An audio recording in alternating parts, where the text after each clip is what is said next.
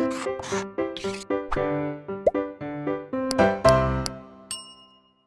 Students, welcome back to blueprint digital. आज की इस वीडियो में हम पादपों में आवश्यक तत्वों के कार्य यानी कि फंक्शन ऑफ एसेंशियल एलिमेंट्स के बारे में पढ़ेंगे। वीडियो को स्टार्ट करने से पहले हमारे चैनल को सब्सक्राइब करें और बेल आइकन दबाना न भूलें, जिससे हमारे लेटेस्ट वीडियोस की नोटिफिकेशन आपको प्राप्त होती रहे।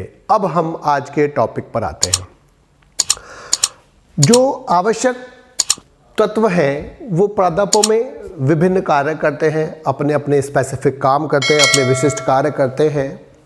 सबसे पहले हम नाइट्रोजन का कार्य पढ़ते हैं। नाइट्रोजन सबसे इम्पोर्टेंट टाइप का एलिमेंट्स है जो ग्रोथ में यानी कि वृद्धि में, मेटाबॉलिज्म यानी कि उपापचय में और हेरिडिटी रिप्रोडक्शन में यानी कि आनुवंशिकी और जनन में महत्वपूर्ण रोल प्ले करता है।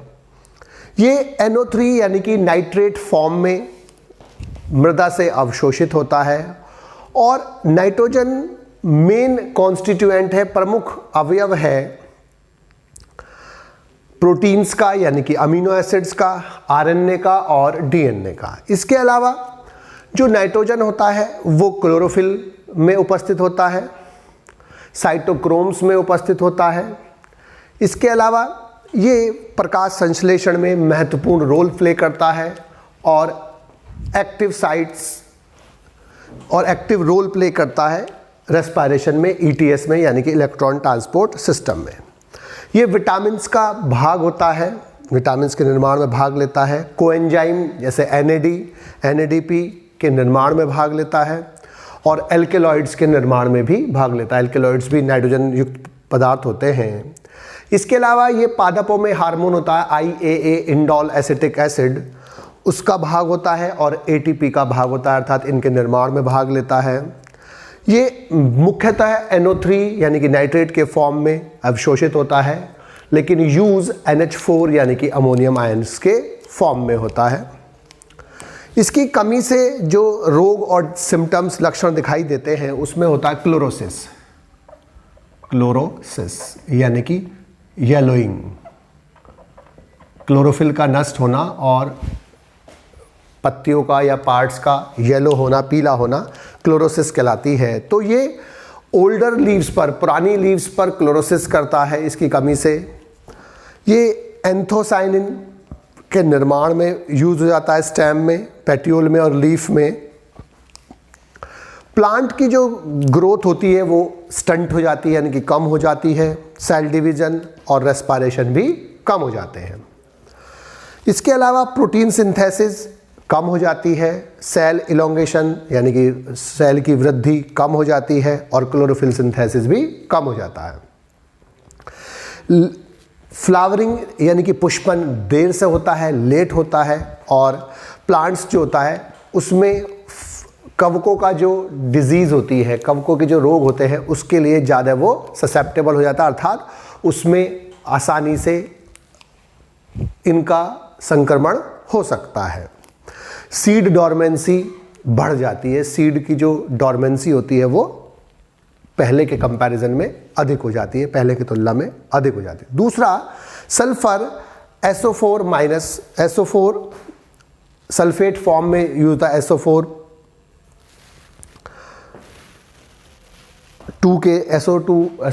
के फॉर्म में ये अवशोषित होता है और ये सिस्टीन और सिस्टीन अमीनो अम्लों का प्रमुख अवयव होता है, यानी कि सिस्टीन और सिस्टीन अमीनो अम्ल में सल्फर उपस्थित होता है। इसके अलावा मैथ्योनिन में भी सल्फर उपस्थित होता है। विटामिन B4 बायोटीन और विटामिन B1 थायमीन में, कोएंजाइम A में भी सल्फर उपस्थित होता है, जो कोएंजाइम A श्वसन में यूज होता है। डाइसल्फाइड बॉन्ड SS बॉन्ड जो बनता है वो सल्फर के कारण बनता है और जो SH सल्फर हाइड्रोक्सिल जो ग्रुप होता है वो अमीनो एसिड की एंजाइम की एक्टिव साइट के लिए जरूरी होता है, उसमें ये निर्माण में यूज होता है। इसके अलावा ये ऑयल संश्लेषण यानी कि तेलों के संश्लेषण में भी भाग लेता है, क्लोरोफिल के संश्लेषण में भाग लेता है और ये फिरोडॉक्सिन का भी भाग होता है। ये लेग्यूम्स प्लांट्स जो होते हैं, दलहनी फसलें होती है, उसमें जो नोड्यूल्स बनते हैं रूटों में, गांठें जो बन जाती है, उसके निर्माण में भाग लेते हैं। इसकी कमी से भी क्लोरोसिस और येलोइंग हो जाती है, लेकिन इसमें यंगर लीव्स में होती है, नई पत्तियों में होती है, नाइट्रोजन में ओल्डर लीव्स में होती है। इनमें भी एंथोसायनिन का फॉर्मेशन हो जाता है सल्फर की कमी से। रूट और स्टेम जो होते हैं वो वुडी हो जाते हैं, अर्थात हार्ड हो जाते हैं, और चूंकि उसमें स्क्लेरेनकाइमा टिश्यू ज़्यादा डेवलप हो जाता है। टिप और मार्जिन जो होती है लीव्स की, शीर्ष और जो किनारे होते हैं, मार्जिन्स जो होते हैं लीव्स की, वो अंदर की तरफ मुड़ जाती हैं, कर्व्ड हो जाती हैं टी येलो डिजीज़ के अंदर, और सेल डिवीज़न कम हो जाता है, और फ्रूटिंग जो होती है वो कम हो जाती है या बंद हो जाती है, फ्रूट्स बनना बंद हो जाता है। फास्फोरस सबसे मोबाइल एलिमेंट होता है, सबसे ज़्यादा चलनशील होता है। H3PO4 माइनस के फॉर्म में और HPO4 माइनस के फॉर्म में वो एब्जॉर्ब होता है, और ये RNA और DNA के लिए बहुत ही इम्पोर्टेंट होता है। फास्फोरस उसमें उपस्थित होता है, इसका मतलब ये आनुवंशिकी हेरिडिटी में महत्वपूर्ण रोल प्ले करता है। इसके अलावा जो सेल मेम्ब्रेन में फास्फोलिपिड होता है, उसमें फास्फोरस उपस्थित होता है। ATP में भी फास्फोरस उपस्थित होता है। ये फोटोसिंथेसिस में यानी कि प्रकाश संश्लेषण में, प्रोटीन संश्लेषण में, और DNA, RNA, ATP आदि के निर्माण में भी यूज होता है। ऑक्सीडेशन रिएक्शन जो होती है, ऑक्सीकरण और रिडक्शन रिएक्शन जो होती हैं, उनमें फास्फोरस यूज़ होता है, और ये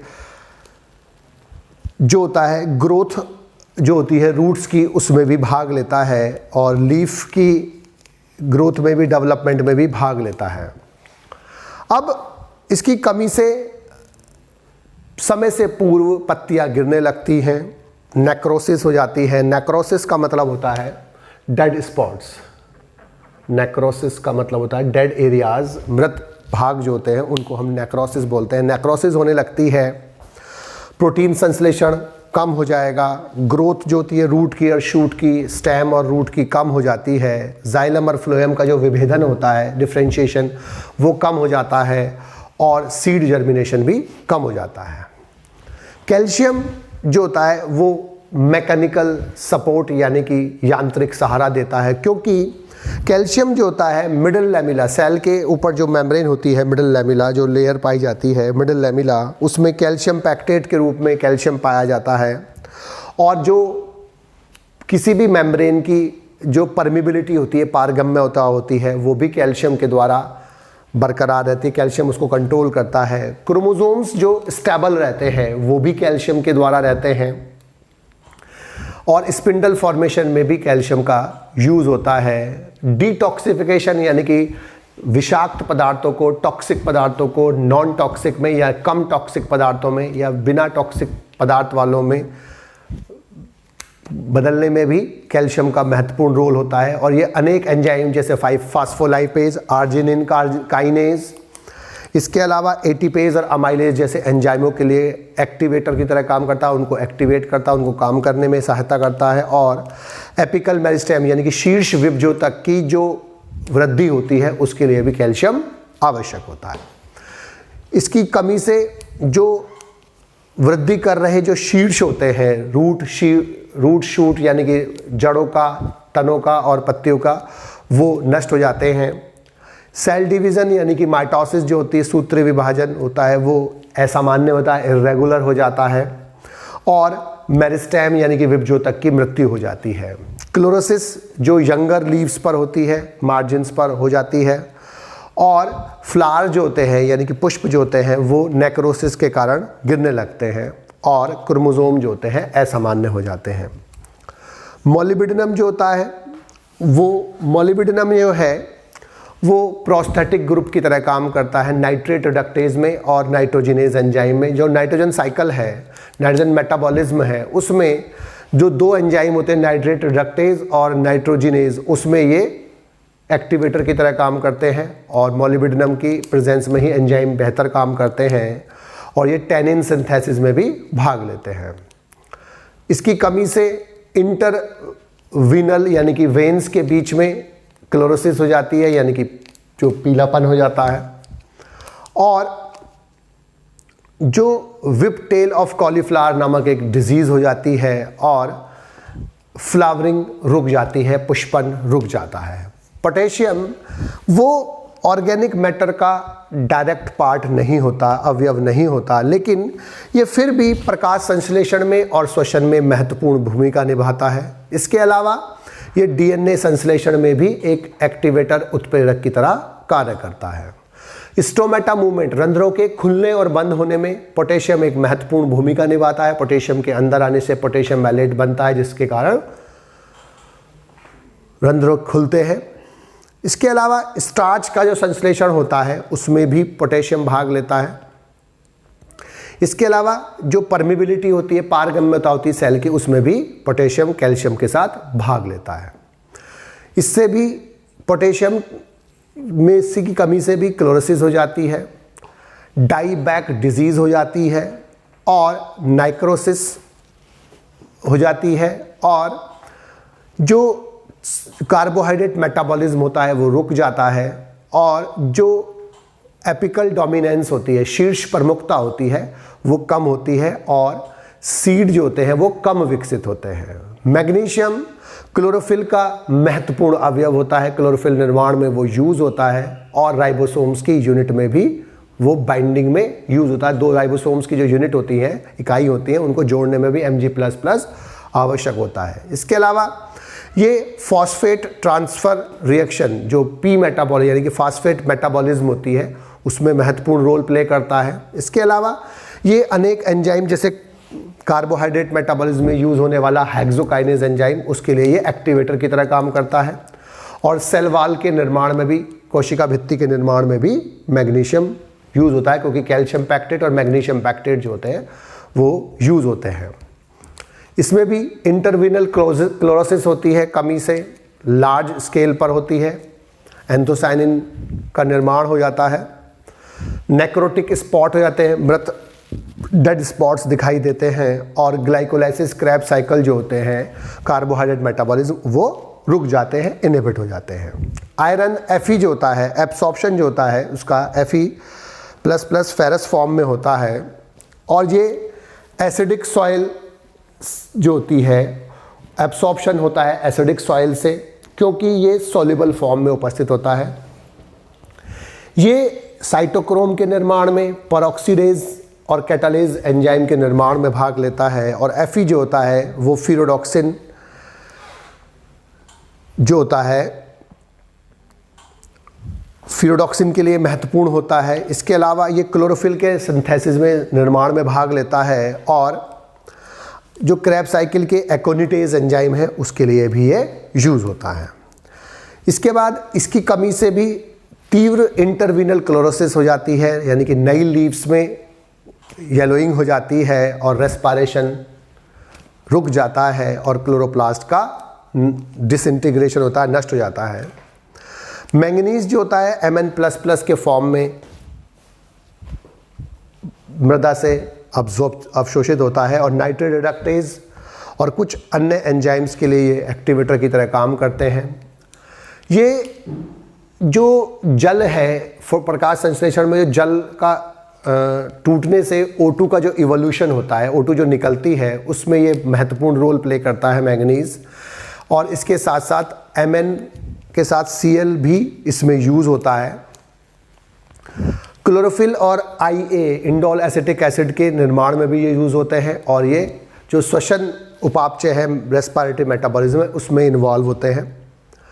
इसकी कमी से क्लोरोसिस हो जाती है, और जो क्लोरोफिल का और स्टार्च का जो निर्माण होता है वो कम हो जाता है। मार्श स्पॉट ऑफ पी और ग्रे स्पेक ऑफ ओट जो होती है, जो डिजीज़ उससे हो जाती है, यंग और ओल्ड दोनों प्रकार के लीव्स में क्लोरोसिस हो जाती है। बोरॉन जो होती है H3BO3- के फॉर्म में, या BOH का होल ट्वाइस के फॉर्म में, या BO3- के फॉर्म में, ये बोरेट फॉर्म में अवशोषित होती है। बोरॉन अकेला ऐसा माइक्रोन्यूट्रिएंट्स होता है जो एंजाइम से संबंधित नहीं होता, विकरों से संबंधित नहीं होता, लेकिन ये जो सबसे महत्वपूर्ण रोल प्ले करता है वो शुगर के स्थानांतरण, शुगर के ट्रांसलोकेशन, शर्करा के स्थानांतरण में महत्वपूर्ण भूमिका लगाता है। यानी कि फ्लोएम का जो कंडक्शन होता है, फ्लोएम से जो शुगर का जो कंडक्शन हो रहा है उसमें ये महत्वपूर्ण भूमिका निभाता है।